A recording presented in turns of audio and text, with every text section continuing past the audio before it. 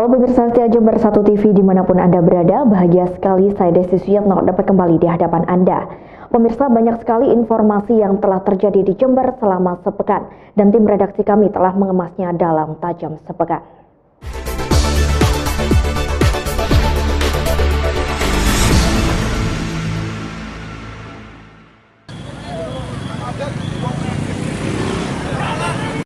Di bundaran DPRD Jember, puluhan jurnalis dari media elektronik, cetak, dan online menggelar aksi demonstrasi menuntut pemerintah untuk mencabut remisi yang telah diberikan kepada pembunuh prabangsa wartawan Bali. Para jurnalis Jember ini terlihat menangis saat menyanyikan lagu Gugur Bunga di sela-sela aksi demo tersebut. Mereka menganggap pemberian remisi kepada pembunuh prabangsa sebagai simbol pelecehan terhadap jurnalis. Selain berorasi, satu pendemo terlihat tidur di atas jalan dan di atasnya diberi kertas karton sebagai simbol matinya ekspresi jurnalis sebagai corong masyarakat. Sementara itu, koordinator aksi Mahrus menilai sejatinya pemberian remisi ini justru menyayat hati para jurnalis, sehingga pemberian remisi itu menjadi ancaman serius bagi kebebasan pers dan juga kebebasan berdemokrasi di Indonesia. Untuk agar Presiden Joko Widodo segera mencabut keputusan Presiden yang mengeluarkan remisi terhadap pembunuh jurnalis prabangsa di Bali. Karena kami menganggap bahwa remisi yang dikeluarkan oleh Presiden Jokowi ini sebagai bentuk ancaman serius terhadap kebebasan pers, sekaligus ancaman serius terhadap demokrasi di Indonesia. Kita ketahui bahwa pers adalah merupakan pilar keempat demokrasi di Indonesia. Ketika pers ini diancam oleh keputusan Presiden yang membebaskan pembunuh jurnalis, ini sama saja Presiden Jokowi tidak mendukung adanya iklim kebebasan demokrasi. Bagaimana jika Susrama, pembunuh jurnalis prabangsa ini bebas dari tahanan? Dari Jember, DKJ Jember 1 TV melaporkan. Saya dari Jawa Post TV, Mas. Tabloid Indonesia Barokah yang sempat menjadi bahan perbincangan di kalangan masyarakat kembali ditemukan di Kabupaten Jember. Berisi 105 amplop, tabloid ini ditemukan di kantor pos Kecamatan Tanggul. Mengetahui adanya tabloid tersebut, pihak Panwascam dan kepolisian setempat sementara ini melarang untuk mendistribusikan tabloid tersebut. Meskipun ada sebagian amplop yang sudah didistribusikan ke alamat yang dituju, setiap amplop berisi 3 eksemplar tabloid Indonesia Barokah, di mana rata-rata alamat tujuan penerima tabloid ini adalah masjid dan pondok pesantren yang tersebar di seluruh Kabupaten Jember. Panwascam Tanggul Hendra mengatakan bahwa sesuai instruksi dari Banwaslu Kabupaten Jember, pihaknya bekerja sama dengan kepolisian untuk meminimalisir dan menghentikan pendistribusian tabloid tersebut, karena dikhawatirkan akan membuat gaduh masyarakat sekitar. Selanjutnya pihaknya masih mengkaji apakah dalam tabloid tersebut ada unsur politik yang mengarah pada salah satu calon presiden dan wakil presiden. Kita kan masih mengkaji ulang. Kemarin kita ada instruksi dari kabupaten untuk segera muncul ke kantor pos masing-masing kecamatan untuk segera meminimalisir peredarannya dan memberhentikan peredarannya sehingga tidak terjadi keresahan di masyarakat karena ini masih dalam bentuk kajian Bawaslu. Karena di situ juga ada kecurigaan unsur-unsur hinaan dan juga provokatif. Ini ditemukan ada berapa Pak di kantor pos Tanggul? Data dari kantor pos Jember di Tanggul itu ada 105 pengiriman. Itu sudah tersebar atau masih tertahan di sini? Alhamdulillah untuk yang 100 ini masih tertahan di kantor pos walaupun kemarin sempat didistribusikan ke desa-desa di Kecamatan Tanggul, tapi hari ini kita tarik kembali dan terkumpul 100 amplop pengiriman. Jadi sisa 5 pengiriman yang masih akan kita kejar. Sementara itu, menurut Kepala Kantor Pos Tanggul Agus Dwi Susanto, bahwa pihaknya awalnya tidak mengetahui jika paket yang berisi ratusan amplop ini di dalamnya terdapat tabloid Indonesia Barokah. Dirinya hanya menerima kiriman dari kantor pos cabang Jember. Namun jika dilihat secara teliti, pengiriman semacam ini dianggap tidak sah karena tidak dilengkapi dengan resi pengiriman. Ini kapan diterima paketan? Untuk yang jumlah banyak ini kemarin jam 1. Itu dari Jember atau langsung? Dari Jember. Ini sebetulnya menurut Bapak tadi kurang memenuhi prosedur Pak ya? Kalau melihat fisik itu kurang prosedur untuk standar pengiriman di kantor pos. Harusnya bagaimana, Pak? Seharusnya masuk di dalam resi dan tertera juga di resi. Kalau ini kan cuma ada stempel pengirim. Kalau masuk di resi itu sudah tertera pengirim dan penerima. Ini kan semuanya alamatnya cuma di masjid, terus pondok, pengurus nggak ada yang tertuju.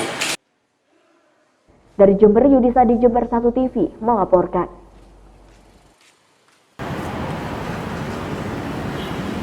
Camat Kaliwates Gatot Riono bersyukur keluhan warga ini ditanggapi cukup baik oleh Transmart. Dalam jangka pendek di jam-jam tertentu, Transmart harus melakukan patroli di sepanjang saluran limbah dengan memberikan obat penghilang bau dan menyiram air dengan menggunakan hidran. Namun untuk jangka panjang, Transmart harus melaksanakan rekomendasi Dinas Lingkungan Hidup, diantaranya melakukan uji laboratorium terhadap limbah yang dibuang dan melaporkan hasilnya ke Dinas Lingkungan Hidup atau DLH.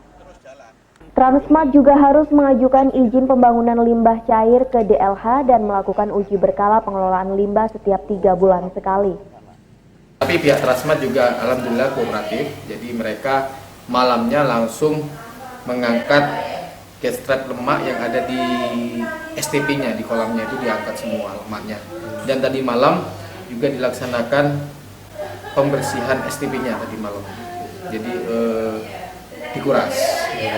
Memang infonya karena IPAL ini masih berjalan, Transmart ini berjalan hampir hanya 2 bulan. Memang menurut informasi lingkungan hidup juga bahwa itu akan optimal bekerjanya IPAL kalau sudah 3 bulan ke atas. Karena bakteri-bakterinya sudah bekerja. Dari Jember, DKJ Jember 1 TV melaporkan.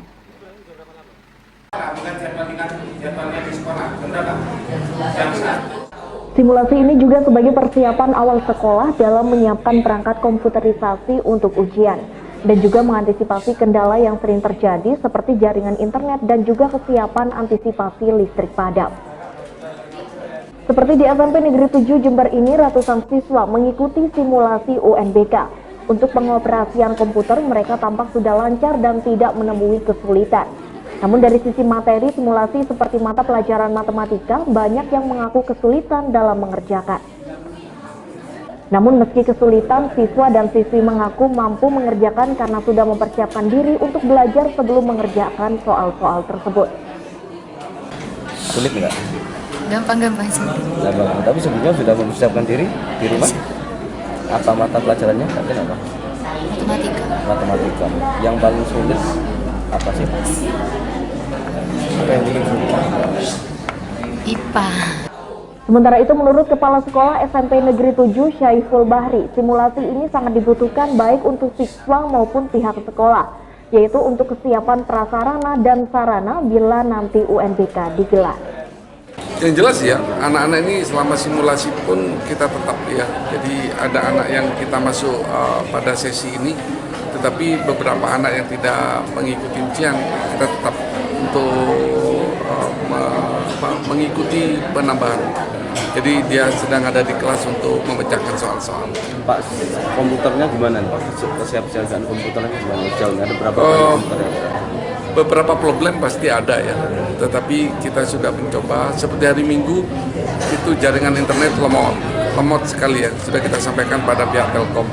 Setelah itu dengan dia menunggu bukanya server pusat ya, jadi server pusat itu tidak ada jadwal, hanya hari Minggu, sehingga kami ya harus menjaga kapan bukanya dari server pusat. Jadi semuanya sudah bisa kita atasi ya.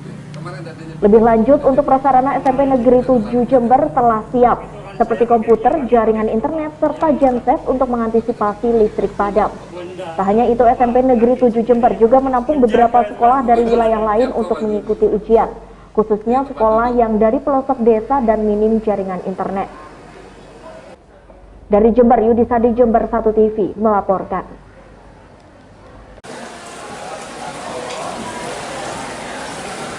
Di SMA Negeri 3 Jember ini misalnya, ratusan siswa mengikuti simulasi ujian berbasis komputer. SMA Negeri 3 mengadakan simulasi ini sesuai instruksi dari pusat agar menggelar simulasi ujian pada siswanya. Terkait antisipasi kendala teknis, Kepala Sekolah SMA Negeri 3 Jember, Rosyid Altaf, mengaku telah siap dengan antisipasi yang ada, seperti penyediaan genset dan juga komputer yang cukup. Bila mana terjadi error, seluruhnya bisa terantisipasi. Sebagai persiapan UNBK, Rosyid juga berharap dukungan dari berbagai elemen agar siswa bersemangat dan mampu mengerjakan soal. Tak hanya dukungan dari pihak sekolah dan guru, dukungan keluarga juga sangat penting dalam membentuk psikologi anak agar menjelang ujian nanti siswa menjadi lebih siap dan percaya diri dalam mengerjakan soal. Jadi hari ini memang secara nasional dilakukan simulasi UNBK sebagai bentuk persiapan lah. Jadi persiapan anak-anak kaitan dalam rangka untuk di samping mencoba alat juga secara substansi materi. Jadi paling tidak kisi-kisi yang diberikan itu seperti itu. Cuman memang sifatnya tidak wajib. Jadi ada sekolah yang hari ini melakukan, ada yang tidak. Kalau di SMA 3 tetap kita lakukan karena itu menjadi bagian penting untuk menunjang proses supaya pelaksanaan UNBK nanti lancar. Dari Jember, Yudisa di Jember 1 TV melaporkan. Menjelang ujian nasional, peran kepala sekolah sangatlah penting untuk memanajerial bawahan agar hasil ujian bisa memuaskan. Seperti halnya mengadakan bimbingan belajar atau les tambahan pada siswa. Namun beberapa sekolah di Jember masih belum memiliki kepala sekolah, sehingga Ketua PGRI Jember Supriyono sangat berharap agar Bupati Jember segera mengisi kekosongan kepala sekolah secara definitif agar bisa bekerja secara optimal. Pembelajaran itu terganggu, instabilitas ya, karena dengan kondisi guru kurang, kondisi tidak ada kepala sekolah, saya yakin 100% penyiapannya tidak maksimal kepada siswa-siswa, gitu ya. Karena yang jelas untuk SMP ini sudah UNBK, ya.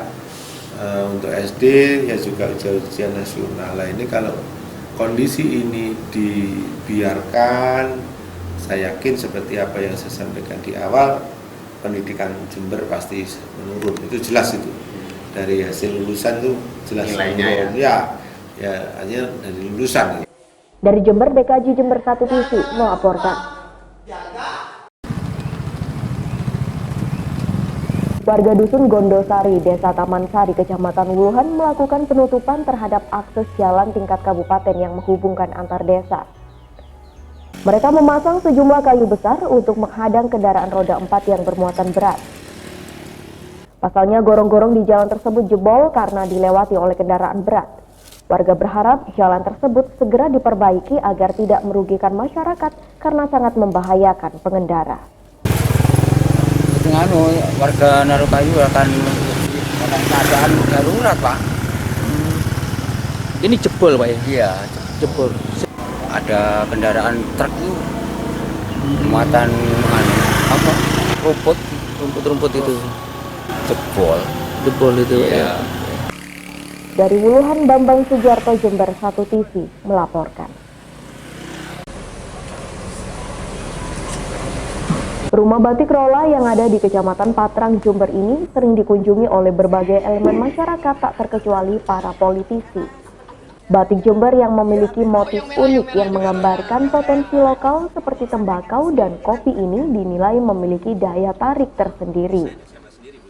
Apalagi para pengunjung bisa langsung menyaksikan bahkan sekaligus mempraktekkan proses membatik. Batik Jember dinilai memiliki potensi yang cukup besar untuk dikembangkan secara lebih serius, tentunya dengan beragam inovasi produk serta strategi marketing yang baik, sehingga pamor produk lokal ini bisa terekspos di kancah nasional. Tentunya pengembangan itu harus mendapat dukungan dari berbagai pihak, utamanya Pemkab Jember. Banyak banget potensinya, tapi masih belum begitu diekspos gitu, belum begitu diangkat ke permukaan, terutama di kancah nasional. Tentu ini menjadi tanggung jawab kita semuanya, bagaimana budaya-budaya ini nggak hanya berhenti di lokal saja. Apa sih Mbak kendalanya seperti itu Mbak? Kira-kira Mbak dari pantauan sementara? Ya, terutama mungkin kita ngelihatnya selama ini orang hanya sekedar berpikir melatih, memproduksi. Tapi tidak ada semacam pembekalan bagaimana ini bisa dipromosikan dengan baik, dipasarkan. Apalagi kalau kita melihat perkembangan sekarang, dunia digital itu kan udah bagus banget. Dari Jember, Yudis Adi Jember 1 TV melaporkan.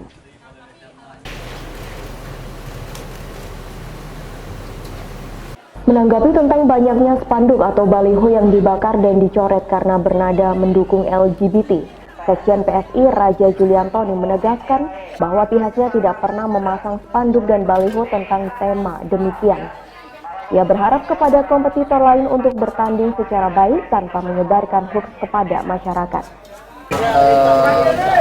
Menyatakan bahwa PSI mendukung LGBT, ini spanduk beredar di Jakarta banyak sekali di mana-mana.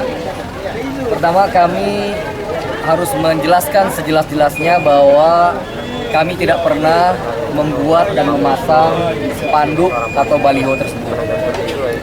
Ini merupakan black campaign terhadap PSI yang dilakukan oleh lawan-lawan politik, terutama yang gentar dengan spirit anti korupsi dan anti intoleransi kami. Dari Jember, DKJ Jember 1 TV melaporkan. Data dari Dinas Kesehatan Jember ada 48 kasus penderita demam berdarah sejak awal Januari hingga akhir Januari tahun 2019 ini. Jumlah tersebut naik dibandingkan tahun lalu di bulan yang sama yang hanya mencapai 31 kasus. Penderita demam berdarah pada tahun ini lebih banyak rawat jalan di rumah karena memang kondisinya tidak terlalu parah yang dimungkinkan adanya kesadaran masyarakat untuk menjaga kesehatan berikut langsung berobat ke rumah sakit jika menemui gejala mirip demam berdarah. Sehingga di Jember tidak ada korban meninggal dunia karena demam berdarah tersebut. Menurut Kepala Dinas Kesehatan Jember Nurul, temuan tertinggi terjadi di Kecamatan Jenggawa, disusul dengan Kecamatan Kalisat dan Kecamatan Patrang. Oleh sebab itu, Nurul menghimbau kepada masyarakat untuk tetap menjaga lingkungan mereka dengan menutup, menguras, atau mengubur barang yang dimungkinkan menjadi sarang nyamuk. Dengan cara ini, setidaknya dapat menghentikan siklus nyamuk demam berdarah, sehingga tidak berkembang lebih banyak lagi. Di Jember, jadi kalau kita lihat Jawa Timur memang ada peningkatan kasus demam berdarah. Tapi untuk di Jember memang kalau dilihat dari tahun lalu di bulan Januari itu ada 31 kasus, sekarang sampai dengan tanggal 23 atau 25 ini itu ada sekitar 48 kasus. Tapi untuk Jember alhamdulillah tidak ada angka kematian penderita DBD. Tersebar di mana aja? Yang paling banyak di Kemuning Sari Kidul 11 kasus, yang lainnya di kota, jadi Patrang, Badak Pakem, dan Sumber Sari. Dari Jember, DKJ Jember 1 TV melaporkan. Memang kemarin kita sempat juga Pemerintah Desa Lojejer, Kecamatan Wuluhan memediasi warganya dengan manajemen PT Imasjo Asiastek selaku pengelola pembangunan pabrik semen yang ada di kawasan Desa Pugerwetan. Dalam mediasi ini, warga Desa Lojejer yang rumahnya berdekatan dengan lokasi pembangunan menegaskan keberatannya atas suara bising yang ditimbulkan oleh pengerjaan proyek mereka. Apalagi suara yang sangat mengganggu tersebut terjadi selama 24 jam sehingga warga sekitar merasa kesulitan untuk beristirahat di malam hari. Meminta hak kami yang semula tenang kami dalam melakukan kegiatan sehari-hari, entah itu masalah kita beribadah atau bekerja untuk istirahat. Nah, sekarang dengan adanya pabrik Imasco bekerja di sini, kami merasa sangat terganggu. Oleh sebab itu, warga yang merasa dirugikan menuntut perusahaan pabrik semen yang dikelola PT Imasco Asiatik menghentikan pengerjaan di malam hari. Namun mediasi yang digelar pemerintah desa tersebut ternyata tidak membuahkan hasil kesepakatan, sehingga warga langsung membubarkan acara mediasi dan kembali ke rumah masing-masing. Selanjutnya, warga sekitar tetap bersikeras untuk menolak pengerjaan proyek di malam hari dan mengancam akan melakukan aksi untuk menutup proyek tersebut. Ya, gimana ya, bukan acara Jawa ini kok berbukan gitu loh, Pak. Bukan ganggu dalam beribadah, di sini ada pesantren. waktu mengajar pun terganggu, kami untuk ibadah pun terganggu. Jadi masyarakat minta kompensasi, kalau tidak bisa memberi kompensasi, ini mohon dihentikan kalau waktunya kerja malam. Khususnya yang bersuara, kalau minta ya tidak masalah. Itu karena saya utamakan adalah Indonesia adalah negara yang punya etika, negara yang berpancasila. Pulang paksa gimana? Jadi kita berusaha untuk menjembatani aspirasi masyarakat, suara dari masyarakat saya, sehingga kita minta kepada PT IMASCO untuk bertemu. Nah, memang masyarakat dengan adanya bunyi-bunyian itu anggap saja sebagai pengganti lah, upah untuk mendengarkan karena memang tidur mereka terganggu, jadi tidak bisa tidur nyenyak sehingga mereka minta kompensasi. Tapi dari PT Semen IMASCO ini tidak bisa memberikan jawaban yang pasti atas permintaan warga tersebut. Ini juga banyak ketidakpuasan dari warga. Ibaratnya PT IMASCO ini sudah berbuat sesuatu yang merugikan masyarakat tapi tidak mau bertanggung jawab dengan dampak yang dirasakan oleh masyarakat.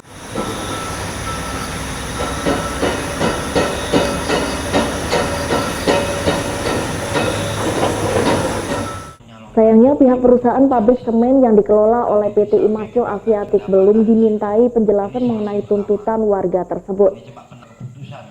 Dari Buluhan, Bambang Sugiarto, Jember 1 TV melaporkan.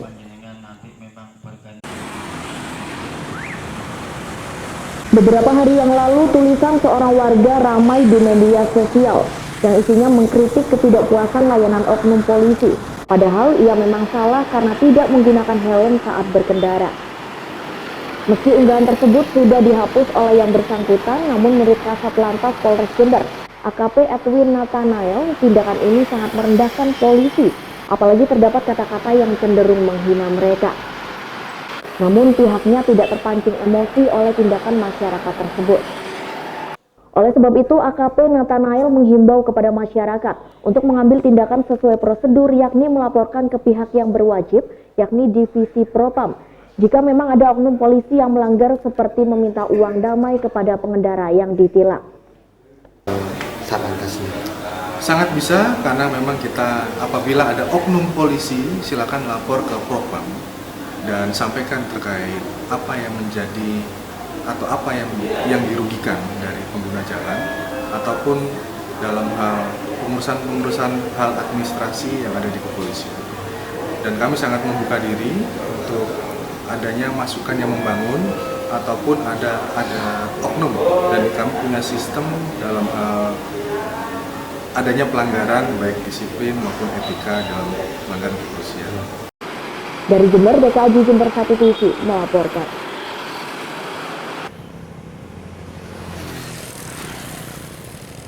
Alat peraga kampanye atau APK milik calon legislatif dan partai politik terus bermunculan di hampir setiap jalan raya di Kabupaten Jember menjelang pemilihan legislatif maupun pemilihan presiden 2019. Sebagian APK tersebut memang sudah dipasang sesuai ketentuan, namun masih ada sejumlah APK yang dipasang di fasilitas umum seperti tiang listrik atau lampu penerangan dan juga di pepohonan. Hal tersebut tentu tidak sesuai estetika lingkungan dan melanggar peraturan KPU, sehingga pihak politisi yang bersangkutan harus segera menurunkan APK tersebut. Jika tidak, maka Bawaslu harus segera mengambil tindakan tegas hingga penurunan paksa sesuai mekanisme yang sudah ditetapkan. Dari Jember, Bambang Sugiarto, Jember 1 TV melaporkan.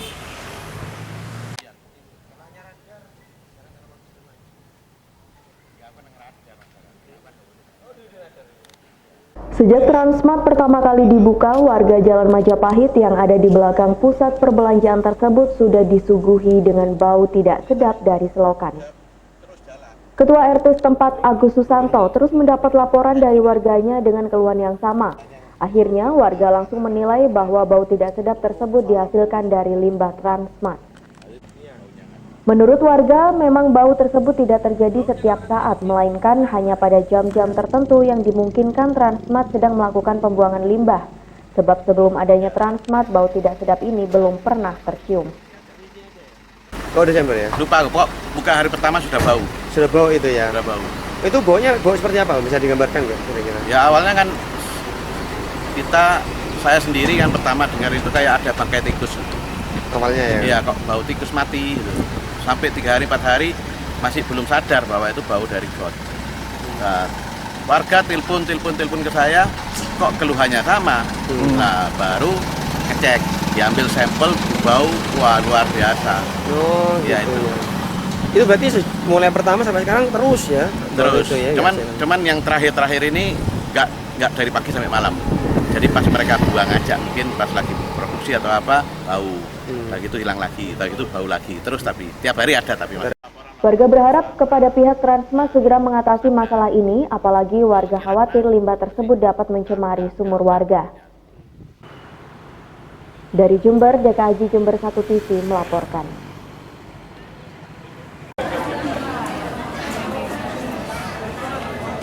Petugas Bina Mental yang dibantu oleh petugas TSKS Kecamatan Ambulu membagikan buku rekening uang saku pada anak yatim dan piatu di pendopo kecamatan setempat. Sebanyak 274 penerima didampingi langsung oleh orang tua asuhnya. Program BKSM atau Bantuan Khusus Siswa Miskin atau Anak Yatim dan Piatu ini untuk menunjang kebutuhan mereka, sehingga kedepannya dapat dirasakan kebermanfaatannya melalui buku rekening yang mereka terima. Menurut Munib selaku petugas Bina Mental, pembagian santunan anak yatim dan piatu akan dibagikan di 31 kecamatan se-Kabupaten Jember dengan total penerima sebanyak 5.000 anak. Nominal pembagian uang saku ini tidaklah sama. Anak yatim piatu yang sudah sekolah mendapatkan Rp1.200.000, sedangkan yang masih belum sekolah hanya mendapatkan Rp300.000. 8 titik se-Kabupaten Jember sebanyak total 5.000 anak miskin atau anak yatim. Yang anak miskin terkelompok dengan BKSM, yaitu bantuan khusus siswa miskin, dan yang kedua adalah khusus anak yatim, dan dua-duanya adalah dipesankan kepada Pak Bupati. Lah Ibu Bupati diberikan langsung, tidak boleh ada wakil sama sekali. Oleh karena itu saya mengimbau kepada Bapak Ibu yang kebetulan keluarganya menjadi yatim, dimohon untuk mengambil langsung kepada petugas yang boleh Bupati ditunjuk langsung di kecamatan masing-masing.